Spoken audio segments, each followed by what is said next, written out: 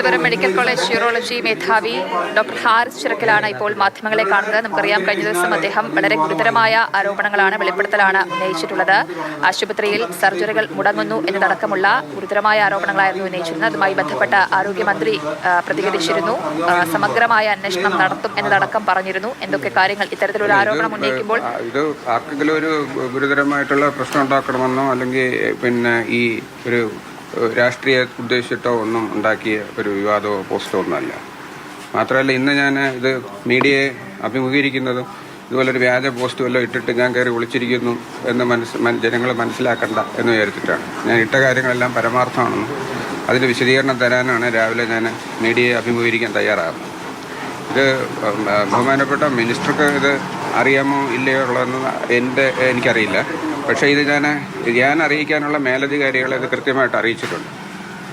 കാരണം എനിക്ക് മിനിസ്റ്ററുമായിട്ട് നേരിട്ട് ആക്സസ് ഇല്ല. ഞാൻ റിപ്പോർട്ട് ചെയ്യേണ്ടുന്ന ആരാണോ എൻ്റെ പ്രിൻസിപ്പലിന്, കാരണം അദ്ദേഹത്തിന് ഇതിന് വലിയ അറിയില്ല. കാരണം അദ്ദേഹം പുതിയതായിട്ട് ജോയിൻ ചെയ്തിട്ട് ഒരു മാസം പോലും ആകുന്നില്ല. ഇതിനുള്ള മുമ്പുള്ള പ്രിൻസിപ്പലിനെയും സൂപ്രണ്ടിനെയും ഒക്കെ നമ്മൾ നേരത്തെ ഇതിലെ കാര്യങ്ങളെല്ലാം വളരെ കൃത്യമായിട്ട് നമ്മൾ അറിയിച്ചിട്ടുള്ളതാണ്. അപ്പോൾ ഇവർക്ക് അറിയാതിരിക്കാൻ മാർഗ്ഗമില്ല. ഇതിനെപ്പറ്റിയുള്ള ഇവിടുത്തെ സ്കേഴ്സിറ്റി പ്രശ്നങ്ങളും ഇവർക്ക് ഒരുപാട് അറിയുകയും ചെയ്യാം. പിന്നെ ഇതിനകത്ത് ഈ നമ്മുടെ റിപ്പോർട്ട് ചെയ്യുന്ന അധികാരികൾ ഇത് പലപ്പോഴും കവറപ്പ് ചെയ്യുകയാണോ എന്ന് എനിക്ക് സംശയമുണ്ട്. ഇത് മേളിലോട്ട് ഇത് അറിയിക്കാതെ അവരതിനെ വെള്ളപൂശുന്നതാണോ എന്ന് എനിക്ക് സംശയമുണ്ട്. യൂറോളജി വിഭാഗത്തിൽ മാത്രമല്ല, മറ്റ് പല വിഭാഗങ്ങളിലും സമാനമായിട്ടുള്ള പ്രശ്നങ്ങൾ നിലനിൽക്കുന്നുണ്ടോ എന്നുള്ള കാര്യങ്ങൾ പുറത്തു വരുന്നുണ്ട്. ഡോക്ടറിന്റെ അറിവിൽ മറ്റേതെങ്കിലും വിഭാഗത്തിൽ എല്ലാ വിഭാഗങ്ങളിലും പ്രശ്നങ്ങളുണ്ട്. അങ്ങനെ നമുക്ക് കാർഡടച്ച് പറയാൻ പറ്റില്ലെങ്കിൽ എല്ലാ വിഭാഗങ്ങളിലും പ്രശ്നമുണ്ട്. കാരണം നമ്മൾ ഒരു യൂറോളജി എന്ന് പറഞ്ഞു കഴിഞ്ഞാൽ പല ഡിപ്പാർട്ട്മെൻറ്റുമായിട്ട് നമ്മൾ ബന്ധപ്പെടുന്നതാണ്. ഇതൊരു ഒറ്റ ഫീൽഡിൽ മാത്രമല്ല ഒരു പേഷ്യൻ്റ് നമ്മൾ നോക്കുന്നത്. അതും പല ഡിപ്പാർട്ട്മെൻറ്റോട് ബന്ധപ്പെട്ടിട്ടുള്ള. പക്ഷേ അവിടെ എന്തൊക്കെയാണ് സ്കേഴ്സിറ്റി എന്നോ അവിടെ നടക്കുന്ന എന്തൊക്കെ പ്രശ്നങ്ങളുണ്ടോയെന്നൊന്നും എനിക്കറിയില്ല. പക്ഷേ പ്രശ്നങ്ങളുണ്ട് എന്നുള്ളത് എനിക്ക് പറയാൻ പറ്റും. അത് മാത്രമല്ല, എന്തുകൊണ്ടാണ് മറ്റ് വകുപ്പ് മേധാവിമാർ ഇങ്ങനെ ദൗർലഭ്യം ഉണ്ട് എങ്കിൽ അത് അഡ്രസ്സ് ചെയ്യാത്ത എന്തുകൊണ്ടാണ്? അവരാരും ഭയക്കുന്നു. ഭയമാണ് ഇവരുടെ എല്ലാവരുടെയും പ്രശ്നം.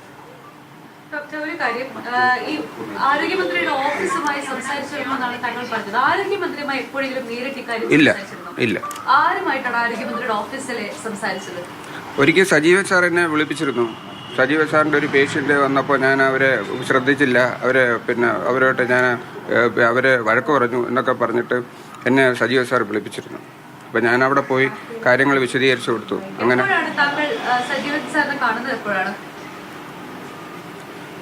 ഉദ്ദേശം എനിക്ക് തോന്നുന്നത് ഒരു വർഷമെങ്കിലും ആയി കാണുമെന്നാണ് തോന്നുന്നത്. ഞാനത് കൃത്യമായിട്ട് ഓർക്കുന്നില്ല. ഒരു വർഷം മുമ്പ് തന്നെ ഇത് ഞാൻ ഈ ഉപകരണ ക്ഷാമമുണ്ട് എന്നുള്ള കാര്യം ആരോഗ്യമന്ത്രിയുടെ ഓഫീസിനെ അറിയിച്ചിരുന്നു. അദ്ദേഹത്തിനായിട്ട് അദ്ദേഹം ഈ പേഷ്യൻറ്റിൻ്റെ പ്രശ്നങ്ങൾ എന്നെ ചർച്ച ചെയ്യും. അതിനകത്ത് കാര്യമായിട്ട് കഴമ്പൊന്നുമില്ല. ഞാൻ അങ്ങനെ മനഃപൂർവ്വം വഴക്ക് പറഞ്ഞൊന്നുമല്ല. ആ പേഷ്യൻ്റ് ഓപ്പറേഷൻ ചെയ്ത് പോവുകയും ചെയ്തു.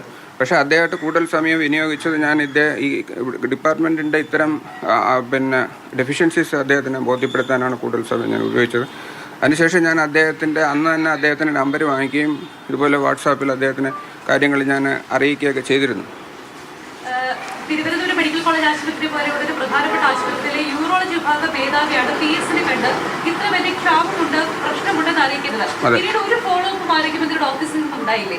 അത് എൻ്റെ അറിവിൽ എന്നെ നേരിട്ട് ഇവരാരും പിന്നീട് ഇതിനെപ്പറ്റി ഡോക്ടർ എന്താണ് ഇവിടുത്തെ ബുദ്ധിമുട്ടുകൾ എന്താണോ എന്തെങ്കിലും പരിഹരിച്ചിട്ടുണ്ടോ, എന്താണ് ഡോക്ടറുടെ പ്രശ്നം, എൻ്റെ ഡിപ്പാർട്ട്മെൻറ്റിൻ്റെ പ്രശ്നം എന്ന ഒരു രീതിയിലും ഒരു തരത്തിലുള്ള ഫോളോ അപ്പ് ഉണ്ടായിട്ടില്ല.